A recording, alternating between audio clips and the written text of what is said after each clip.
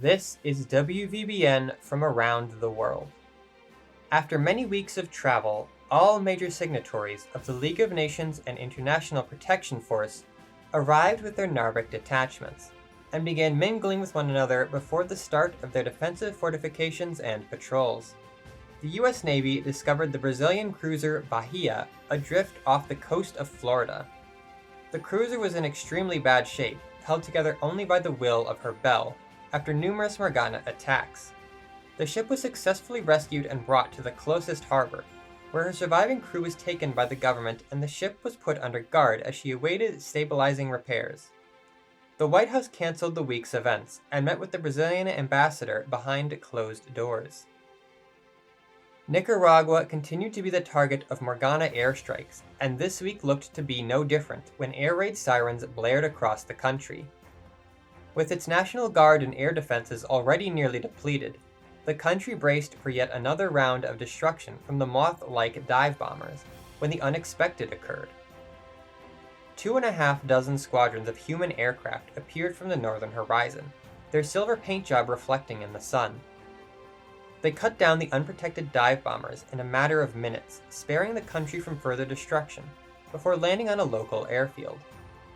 It was then revealed that the pilots were Mexican aviators under the command of Angel Alvarado, his, quote, Vaquero del Cielo. The pilots were on their way to Panama and needed extra fuel from the unexpected dogfight, a request the locals were all too happy to grant. The Ecuadorian army raised the alarm after distress signals poured in from the Galapagos Islands. Reports suggest that a large number of sin, avarice, and destruction vessels came to the islands under a violet smoke and mist. While the carriers were not launching fighters, the fleet began shelling locals, and contact was quickly lost. The government declared the islands lost, and warned locals to stay away. After deliberation on the state of the Dutch East Indies, the Allies agreed to allow Japan to invest as much as they wanted into the safety and security of the colonial nation, given the dire state of the local waters.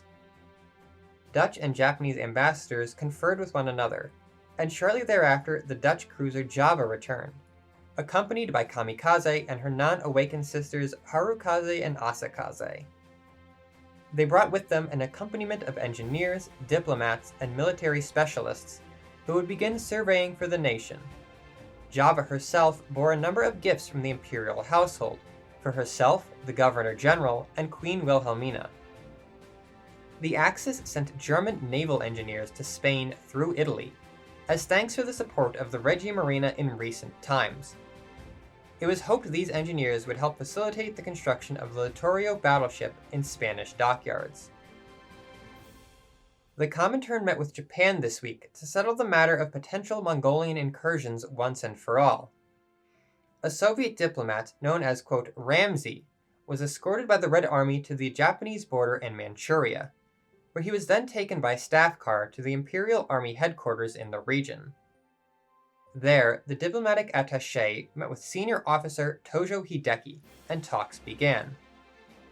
Tojo denied incursions into either the Soviet Union or Mongolian Soviet Republic, but did say that the Manchurian army had a small Mongolian force who were only focused on Inner Mongolia. Both sides reaffirmed the borders established after the Battle of Khalkhin Gol, and Soviet diplomats promised a future neutrality pact was being sought with Japan.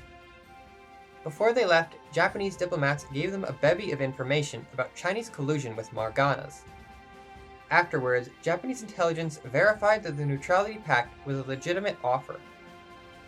Ramsey himself confirmed that Japanese forces were indeed uninterested in further incursions into the Soviet Union, and would begin his own investigation into claims of Chinese collusion.